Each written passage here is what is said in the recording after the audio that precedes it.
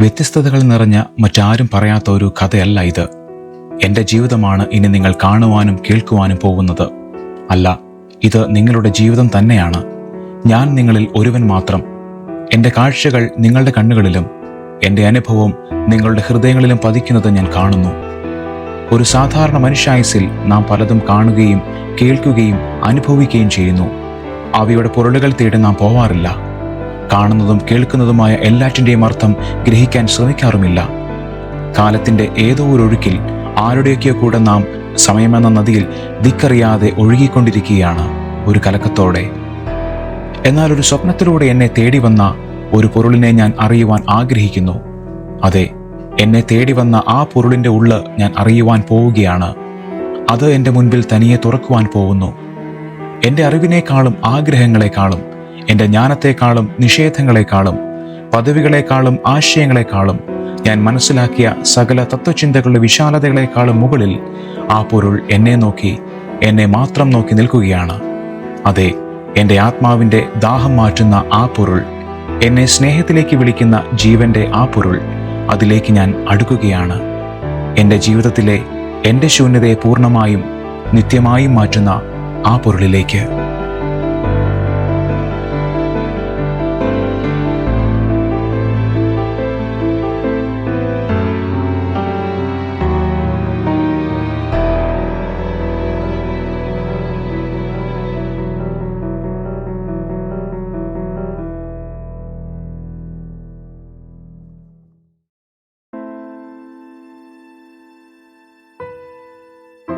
ഇന്നത്തെ അലച്ചിലുകൾക്ക് വിരാമമിടുവാൻ എന്നോട് എൻ്റെ ശരീരം ആവശ്യപ്പെട്ടു കഴിഞ്ഞിരിക്കുന്നു. ഇപ്പോൾ എൻ്റെ ശരീരം ക്ഷീണത്തോടെ ഉറങ്ങുകയാണ്. അവശത എൻ്റെ ശരീരത്തിനാണ്. മനസ്സ് അസ്വസ്ഥമല്ലെങ്കിലും എനിക്കറിയാത്തത് എന്തൊക്കെയോ എന്നോട് ചോദിക്കുവാനും അവയുടെ ഉത്തരം കണ്ടെത്തുവാനും എൻ്റെ മനസ്സ് ആഗ്രഹിക്കുന്നത് പോലൊരു തോന്നൽ. വെറും തോന്നലാവാം. എൻ്റെ മനസ്സും പതിയെ പതിയെ പതിയെ മയക്കത്തിലേക്ക്. എന്താണ് ഞാൻ കാണുന്നത്? ഒരു സ്വപ്നത്തിലേക്ക് ഞാൻ പോകുന്നു.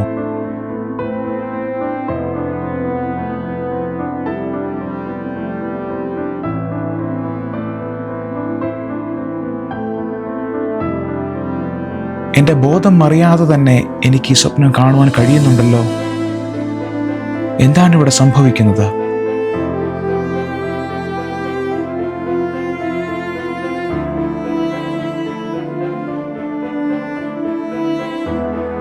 അതെ, ശൂന്യമായൊരു ഗ്ലാസ് എനിക്ക് കാണുവാൻ കഴിയുന്നുണ്ട്. കാണുക മാത്രമല്ല, ഒരു വല്ലാത്ത ദാഹം എന്നെ പിടിക്കുന്നു. സ്വപ്നത്തിലെങ്കിലും യാഥാർത്ഥ്യം അനുഭവിക്കുന്നത് പോലെ. നാളിതുവരെ എൻ്റെ ജീവിതത്തിൽ ഞാൻ ഇങ്ങനൊരു സ്വപ്നം കണ്ടിട്ടില്ല.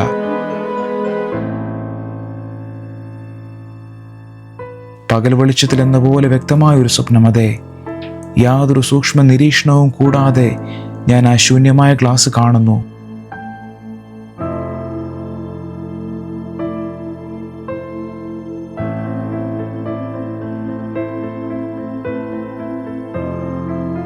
എന്താണ് ഞാൻ ഇപ്പോൾ കണ്ടത്?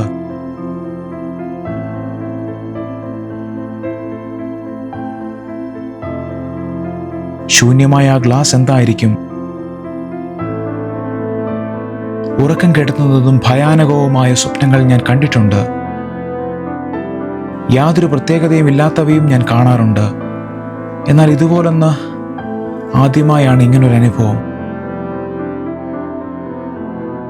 യാഥാർത്ഥ്യത്തിനും സ്വപ്നത്തിനുമിടയിൽ ആരോ എന്നെ പിടിച്ചു നിർത്തുന്നത് പോലൊരു തോന്നൽ.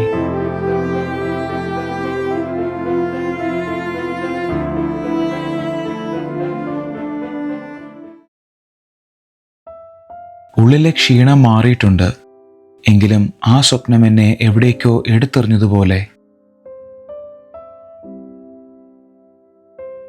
സ്വപ്നത്തിൽ കണ്ട അതേ ശൂന്യത എൻ്റെ ഉള്ളിൽ ഇപ്പോൾ ഉള്ളതുപോലെ തോന്നുന്നു. എങ്കിലും അതെന്താണെന്ന് തിരിച്ചറിയാനാവുന്നില്ല.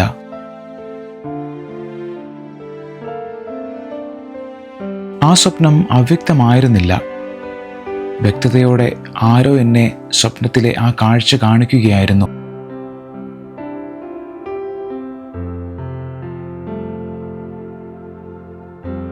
അതെ, ആ ഗ്ലാസ്സിൽ കണ്ട അതേ ശൂന്യത ഇപ്പോഴും എന്നെ അലട്ടുന്നുണ്ടല്ലോ. എന്തായിരിക്കാം അത്? എൻ്റെ ജീവിതവുമായി ആ സ്വപ്നത്തിന് എന്തെങ്കിലും ബന്ധമുണ്ടാവുമോ?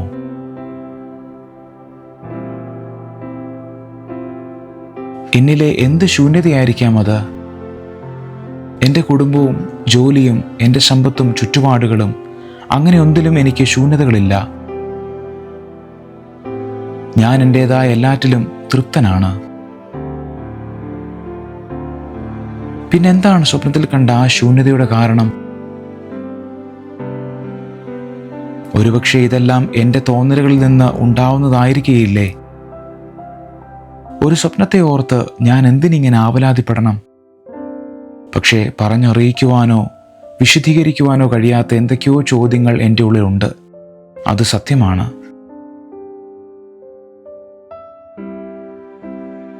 അതെ, ഈ സ്വപ്നത്തിൽ എന്തോ ഉണ്ട്, അതുറപ്പാണ്.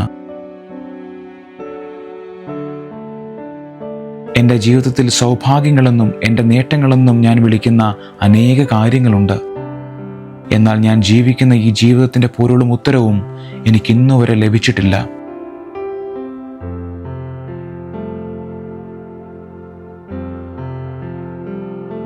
അതെ, ഞാൻ കണ്ട സ്വപ്നം എൻ്റെ ശൂന്യതകളെ അനാവൃതമാക്കുകയാണ്.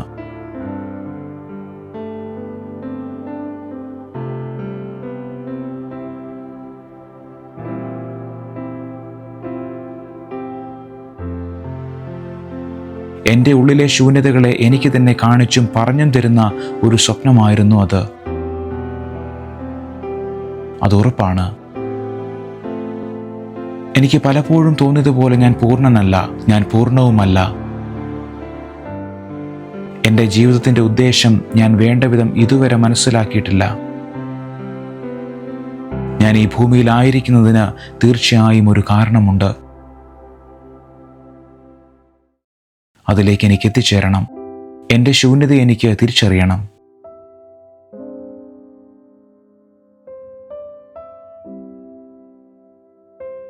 ഈ അന്വേഷണം ഒരു യാത്രയാണ്. ഞാൻ കണ്ട സ്വപ്നം എന്നെ ഞാൻ ഇതുവരെ ഗ്രഹിക്കാത്ത, മനസ്സിലാക്കാത്ത ഒരു പൊരുളിലേക്ക് നടത്തുകയാണ്. ഞാൻ ഈ ഭൂമിയിൽ എങ്ങനെ എത്തിപ്പെട്ടു? എൻ്റെ ജീവൻ്റെ ഉറവിടം എന്താണ്? എവിടെ നിന്നും എവിടേക്കാണ് യാത്ര? ആരാണ് എൻ്റെ ഈ യാത്രയെ നയിക്കുന്നത്? ഞാൻ പൊരുളെന്ന് മനസ്സുകൊണ്ട് വിളിക്കുന്നത് ആരെയാണ്?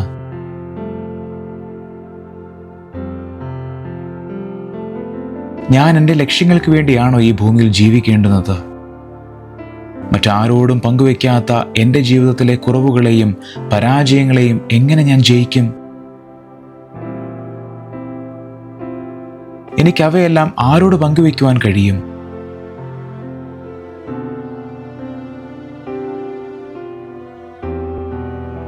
ഇത് ഒരുപക്ഷെ എന്തെങ്കിലും ഒന്നിൻ്റെ തുടക്കമാവാം, അല്ലെങ്കിൽ മറ്റെന്തിൻ്റെങ്കിലും ഒടുക്കവുമായിരിക്കാം. എന്തായിരിക്കാം അത്? എൻ്റെ ചിന്തകളിൽ കയറിക്കൂടിയ സകലത്തിലേക്കും ഒരു സത്യാന്വേഷണം നടത്തിയാലോ? പക്ഷേ ആ അന്വേഷണങ്ങൾക്കും പരിമിതികളുണ്ടാവില്ലേ? വിവരിക്കുവാൻ കഴിയാത്തവണ്ണം മനസ്സിലുണ്ടാകുന്ന എൻ്റെ ചോദ്യങ്ങൾക്ക് ഉത്തരം നൽകുവാൻ ആർക്ക് കഴിയും?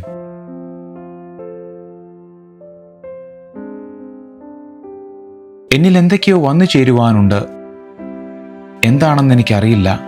ഞാൻ തന്നെ എൻ്റെ ഹൃദയത്തിൽ മൂടിവെച്ചിരിക്കുന്ന അനേകം ചോദ്യങ്ങൾക്ക് ആരോ ഉത്തരം നൽകുവാൻ പോകുന്നു എന്നൊരു തോന്നൽ. അതെ, എല്ലായ്പ്പോഴും എൻ്റെ തോന്നലാണ് എന്ന് ഞാൻ വിധി എഴുതിയ എൻ്റെ മാനസികാവസ്ഥയാണ് ഞാൻ ആ സ്വപ്നത്തിൽ കണ്ടത്.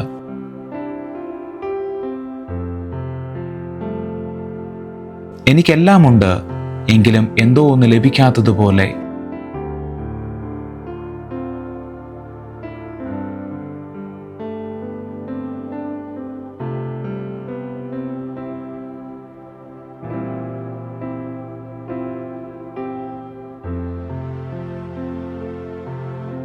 ഇത് എന്തെങ്കിലും ഒന്ന് നഷ്ടമായതിൻ്റെ വിഷമമല്ല. ഇതുവരെ എൻ്റെ ഉള്ളിൽ ലഭിക്കാതെ പോയ ഒരു പൊരുളിനെക്കുറിച്ചുള്ള ശൂന്യത തന്നെയാണ് ഞാൻ കണ്ടത്.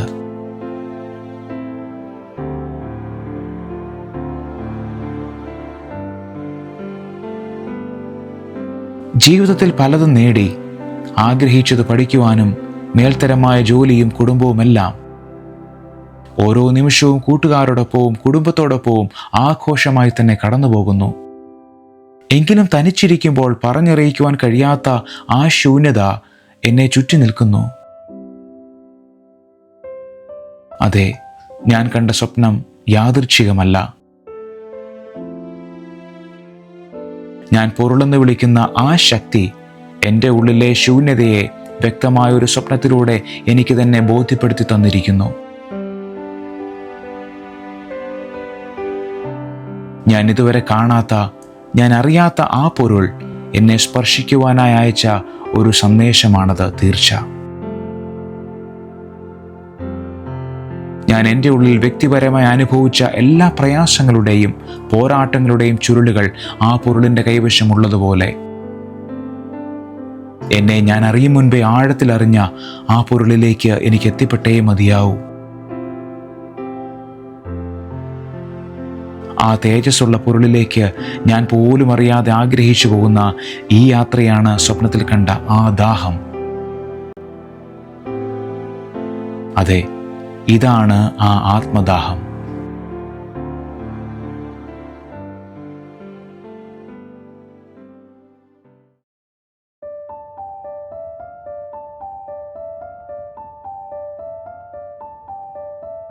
എവിടെ തുടങ്ങണമെന്നറിയില്ല, എങ്കിലും തുടങ്ങിയേ മതിയാവൂ. പക്ഷേ എവിടേക്ക് എത്തിച്ചേരുമെന്നും അറിയില്ല. എങ്കിലും എന്നെ സ്വപ്നത്തിലൂടെ സ്പർശിച്ച ആ പൊരുളിൻ്റെ കരങ്ങൾ എന്നെ ഞാൻ പോലും അറിയാതെ നടത്തും എന്ന വിശ്വാസം എൻ്റെ ഉള്ളിൽ എവിടെയോ ഉളവായിരിക്കുന്നു. ഞാൻ അറിവുകൾ നേടിത്തുടങ്ങിയത് പുസ്തകങ്ങളിലൂടെയും വായനകളിലൂടെയുമാണ്.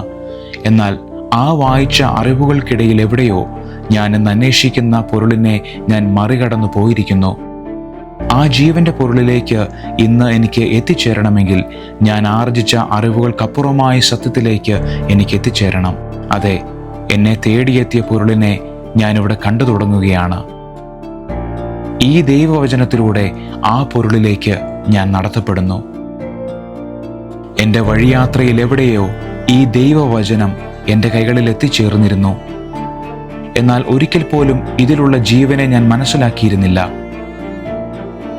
എല്ലായ്പ്പോഴും പേരറിയാത്ത എന്തിനെയൊക്കെയോ കീഴടക്കുവാൻ ഞാൻ അലയുകയും എൻ്റെ സമയങ്ങൾ അതിൽ കൊഴിഞ്ഞു പോവുകയും ചെയ്തിരിക്കുന്നു.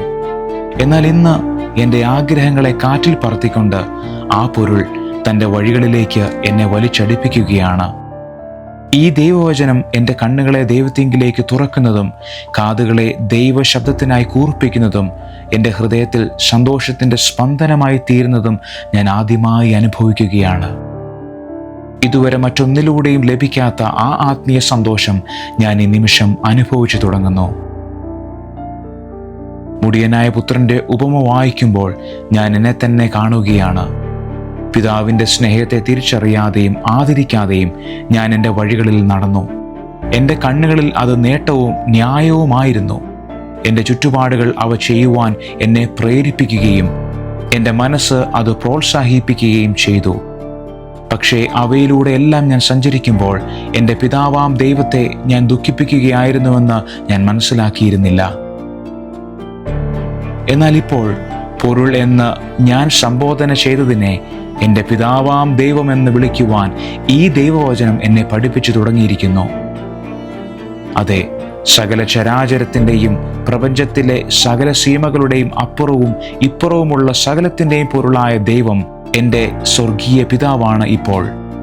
ഈ തിരിച്ചറിവ് എൻ്റെ ഉള്ളറകളിലെ അനാഥത്വം മാറ്റിയിരിക്കുന്നു. സത്യത്തിൽ ഈ വചനം ഞാൻ വായിക്കുകയല്ല, എന്നെ ദൈവം ഗ്രഹിപ്പിക്കുകയാണ്. ഇതുവരെ ഞാൻ കാണാത്ത ഒരു അത്ഭുത പ്രകാശത്തിലേക്ക് ഞാൻ നടത്തപ്പെടുന്നു. ഞാൻ പാഴാക്കിക്കളഞ്ഞ കഴിഞ്ഞ കാലത്തിലെ ഓരോ സെക്കൻഡുകളും എന്നിലേക്ക് ഇപ്പോൾ വന്നു ചേരുന്നത് പോലെ. അതെ, സകലത്തിൻ്റെയും പൊരുളായ ദൈവം എന്നെ സ്നേഹിക്കുന്നു. എൻ്റെ ജീവിതത്തിൽ വന്നുപോയ എൻ്റെ രഹസ്യ പാപങ്ങൾ പോലും എനിക്ക് ദൈവത്തോട് ഏറ്റുപറയുവാനും അവയ്ക്ക് ക്ഷമ ചോദിക്കുവാനും ദൈവം എന്നെ പ്രേരിപ്പിക്കുന്നു. അതിലൂടെ ഞാൻ യേശുക്രിസ്തുവിലെ സ്വാതന്ത്ര്യം അനുഭവിക്കുന്നു. ഞാൻ പ്രാർത്ഥിക്കേണ്ടതിനായി ദൈവത്തിൻ്റെ ആത്മാവ് എന്നെ സഹായിക്കുന്നു. എൻ്റെ ആത്മാവ് ദൈവത്തിൻ്റെ ആത്മാവോടുകൂടെ എന്നിലിപ്പോൾ പ്രാർത്ഥിച്ചു തുടങ്ങിയിരിക്കുന്നു. എൻ്റെ നിസ്സഹായ അവസ്ഥകൾ ഇപ്പോൾ നീങ്ങിയിരിക്കുന്നു. കാരണം എൻ്റെ സഹായം എല്ലായ്പ്പോഴും എൻ്റെ ദൈവത്തിങ്കിൽ നിന്ന് എനിക്ക് വരുന്നു. ദൈവിക സന്തോഷത്തിലേക്ക് ഞാൻ പ്രവേശിച്ചിരിക്കുന്നു. ആർക്കും തടുത്തു കളയുവാൻ കഴിയാത്തവണ്ണം ഞാൻ ദൈവസ്നേഹത്താൽ പരിപാലിക്കപ്പെടുന്നു. ലോകത്തിൽ ലഭിക്കുന്ന മറ്റേത് സന്തോഷത്തെക്കാളും ഉല്ലാസത്തെക്കാളും ഉപരിയായ ദൈവിക സന്തോഷത്തിലും സമാധാനത്തിലും നിന്നുകൊണ്ട് ഇന്ന് ഞാൻ എൻ്റെ രക്ഷകനായ യേശുക്രിസ്തുവിന് നന്ദി പറയുന്നു.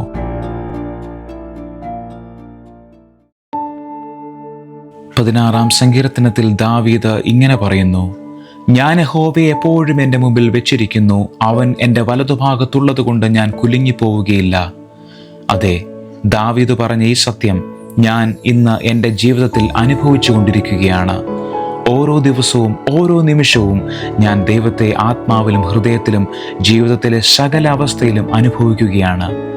മനസ്സിൽ അടക്കിപ്പിടിച്ചിരുന്ന സകല പാപ സ്വഭാവങ്ങളും, എൻ്റേതായ വികലമായ ചിന്തകളും ഭയങ്ങളും ആശങ്കകളും അനാഥത്വവുമെല്ലാം യേശുക്രിസ്തു തൻ്റെ രക്തം എനിക്കായി ചൊരിഞ്ഞതിലൂടെ നീക്കപ്പെട്ടു എന്ന് ഞാൻ വിശ്വസിക്കുന്നു. മുൻപ് വിവരിക്കുവാൻ കഴിയാതിരുന്ന ഭാരത്താൽ എൻ്റെ ഉള്ളം ആകുലമായിരുന്നുവെങ്കിൽ ഇന്ന് എൻ്റെ ഉള്ളം ദൈവത്തോട് പറ്റിയിരിക്കുന്നു. സദൃശ്യവാക്യങ്ങൾ 28-ാം അധ്യായത്തിൽ ഇപ്രകാരം എഴുതിയിരിക്കുന്നു: തൻ്റെ ലംഘനങ്ങളെ മറയ്ക്കുന്നവന് ശുഭം വരികയില്ല, അവയെ ഏറ്റുപറഞ്ഞ് ഉപേക്ഷിക്കുന്നവനോ കരുണ ലഭിക്കും. ഞാൻ എൻ്റെ ലംഘനങ്ങളെ ന്യായീകരിച്ചും മറച്ചും വെച്ച് ജീവിച്ചിരുന്നു. എന്നാൽ ഇപ്പോൾ അവയെ പാപമാണെന്ന് തിരിച്ചറിഞ്ഞുകൊണ്ട് ദൈവത്തോട് ഏറ്റുപറയുകയാൽ ദൈവത്തിൻ്റെ കരുണയും സമാധാനവും രക്ഷയുടെ സന്തോഷവും അനുഭവിക്കുവാൻ എനിക്ക് കഴിയുന്നു. ദൈവത്തിന് ഞാൻ നഷ്ടപ്പെട്ടവനും മരിച്ചവനുമായിരുന്നു. എന്നാൽ ഇന്ന് ഞാൻ യേശുക്രിസ്തുവിൽ ദൈവത്തിനായി ജീവിക്കുന്നു. എൻ്റെ നന്മ പ്രവൃത്തികൾ കൊണ്ട് ഞാൻ നല്ലവനായോ ദൈവത്തിൻ്റെ സന്നിധിയിൽ നീതിമാനായോ തീരുന്നില്ല. എന്നാൽ ഞാൻ യേശുക്രിസ്തുവിൽ എൻ്റെ കുറ്റം ഏറ്റുപറഞ്ഞുകൊണ്ട് എൻ്റെ പാപങ്ങൾക്ക് ക്ഷമ ചോദിച്ചുകൊണ്ട് എൻ്റെ കഴിഞ്ഞ കാലത്തെ ഏറ്റുപറയുമ്പോൾ ആ യേശുക്രിസ്തുവിൻ്റെ നിർമ്മല രക്തം എന്നെ ശുദ്ധീകരിക്കുകയും നീതീകരിക്കുകയും വിശുദ്ധീകരിക്കുകയും ചെയ്യുന്നു. ഇന്നിപ്പോൾ എൻ്റെ ഓരോ പുഞ്ചിരിയും ക്രിസ്തുവിൻ്റെ സ്നേഹത്തിൻ്റെ പ്രതീകങ്ങളാണ്. ചുറ്റുമുള്ള എല്ലാവരിലേക്കും ദൈവസ്നേഹം പടർത്തുവാൻ, ഹൃദയത്തിൽ പ്രാർത്ഥനയോടെ മറ്റുള്ളവരെ കാണുവാനും ദൈവനാമത്തിൽ അനുഗ്രഹിപ്പാനും ദൈവത്തിൻ്റെ ആത്മാവ് എന്നെ സഹായിക്കുന്നു. എൻ്റെ ജീവിതത്തിന് പരിണാമമല്ല സംഭവിച്ചത്. എന്നാൽ സൃഷ്ടാവാം ദൈവത്തിങ്കിലേക്ക് മടങ്ങി വന്നുകൊണ്ട് ദൈവഭവനത്തിൽ ഞാനിന്ന് ഒരിക്കലും അവസാനിക്കാത്ത പ്രത്യാശയോടെ പാർക്കുന്നു. യോഹന്നാന്റെ സുവിശേഷം 1 മുതൽ 4 വരെയുള്ള വാക്യങ്ങളിൽ നാം വായിക്കുന്നത് പോലെ, ആദിയിൽ വചനമുണ്ടായിരുന്നു, വചനം ദൈവത്തോടുകൂടെയായിരുന്നു, വചനം ദൈവമായിരുന്നു. അവൻ ആദിയിൽ ദൈവത്തോടുകൂടെ ആയിരുന്നു. സകലവും അവൻ മുഖാന്തരം ഉളവായി, ഉളവായതൊന്നും അവനെ കൂടാതെ ഉളവായതല്ല. അവനിൽ ജീവനുണ്ടായിരുന്നു, ജീവൻ മനുഷ്യരുടെ വെളിച്ചമായിരുന്നു. വെളിച്ചം ഇരുളിൽ പ്രകാശിക്കുന്നു, ഇരുളോ അതിനെ പിടിച്ചടക്കിയില്ല. ഞാൻ ജീവൻ പ്രാപിക്കേണ്ടതിനായി ദൈവപുത്രനായ യേശുക്രിസ്തു ഈ ഭൂമിയിലേക്ക് വന്നു. പിതാവാം ദൈവം തൻ്റെ ഏകജാതനെ എൻ്റെ മാത്രമല്ല സകല ജനത്തിൻ്റെയും രക്ഷയ്ക്കായി അയച്ചു. യോഹന്നാൻ 3:16 വായിക്കുന്നത് പോലെ, തൻ്റെ ഏകജാതനായ പുത്രനിൽ വിശ്വസിക്കുന്ന ഏവനും നശിച്ചു പോകാതെ നിത്യജീവൻ പ്രാപിക്കേണ്ടതിന് ദൈവം അവനെ നൽകുവാൻ തക്കവണ്ണം ലോകത്തെ സ്നേഹിച്ചു. അതെ, എൻ്റെ ദൈവം എന്നെ സ്നേഹിച്ചു. ഇന്ന് ഞാൻ സന്തോഷിക്കുന്നുവെങ്കിൽ അതിന് കാരണം എൻ്റെ നേട്ടങ്ങളല്ല, മറിച്ച് എൻ്റെ രക്ഷയ്ക്കായി സ്വന്തം ജീവനെ കാൽവരി ക്രൂശിൽ കൊടുത്തുകൊണ്ട് എനിക്കായി ജീവൻ നൽകിയ യേശുക്രിസ്തു മൂലം മാത്രമാണ്. ലോകവും മനുഷ്യരും മാറിമറിയുന്ന കാലങ്ങളും സംസ്കാരങ്ങളും എന്നെ അംഗീകരിച്ചില്ലെങ്കിലും പിതാവാം ദൈവം യേശുക്രിസ്തുവിലൂടെ എന്നെ മകനായി നിത്യമായും സ്വർഗത്തിൽ അംഗീകരിച്ചിരിക്കുന്നു. മരണത്തിനുമപ്പുറം മരിക്കാത്ത പ്രത്യാശ ദൈവം എനിക്ക് നൽകിയിരിക്കുന്നു. ദൈവത്തോട് കൂടെയുള്ള ആ സ്വർഗീയ വാസമാണ് എൻ്റെ നിത്യജീവൻ. ഭൗതികമായ എല്ലാ നേട്ടങ്ങളും സൗഭാഗ്യങ്ങളും ആശകളും ആഗ്രഹങ്ങളും അവയുടെ പൂർത്തീകരണങ്ങളുമെല്ലാം ഈ ലോകത്തിൽ മരണം വഴിയായി ഒരു നാൾ നഷ്ടപ്പെടും. എന്നാൽ ഞാൻ എൻ്റെ പൊരുളായ ദൈവത്തെ ഈ ഭൂമിയിൽ അനുഭവിച്ചും ആരാധിച്ചും സ്നേഹിച്ചും തുടങ്ങിയതിന് ഇനി അവസാനമില്ല. മരണം പോലും എനിക്ക് ഒരു അവസാനമല്ല. കാരണം മരണത്തെയും ജയിച്ച യേശുക്രിസ്തു എന്നെ മരണത്തിനപ്പുറം കൂട്ടിക്കൊണ്ടുപോകും എന്നുള്ളത് എൻ്റെ പ്രത്യാശയും ദൈവം എനിക്ക് നൽകുന്ന ഉറപ്പും ദൈവവചനം നൽകുന്ന സത്യവുമാണ്. ദൈവം എന്നെ തനിക്കായി വേർതിരിച്ചിരിക്കൊണ്ട് എന്നെ മകനായി തിരഞ്ഞെടുത്തിരിക്കുന്നു. എൻ്റെ രക്ഷകനായ ദൈവത്തിൽ ഞാൻ ആനന്ദിക്കുന്നു.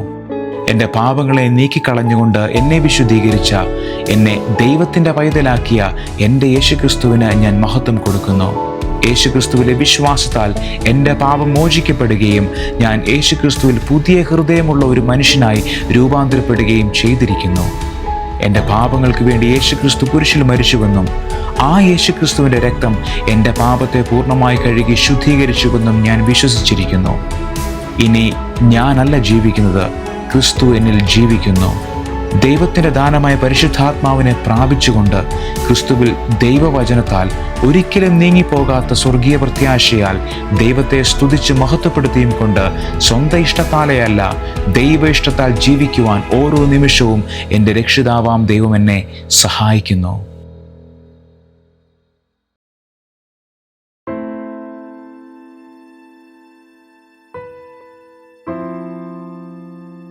എൻ്റെ ഉള്ളിൽ ഇപ്പോഴുള്ള ഏക നിറവ് ക്രിസ്തുവാണ്.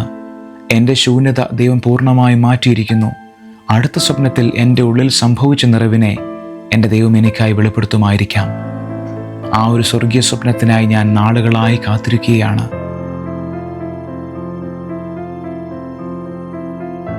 എന്താണ് ഞാനിപ്പോൾ കാണുന്നത്?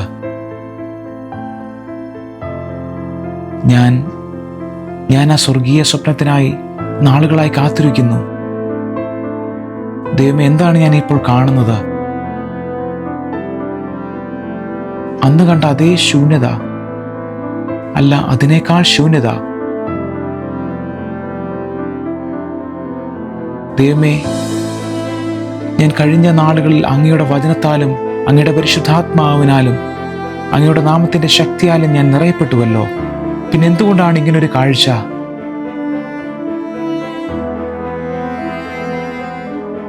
ദൈവമേ, എന്താണ് എനിക്ക് സംഭവിച്ചു കൊണ്ടിരിക്കുന്നത്?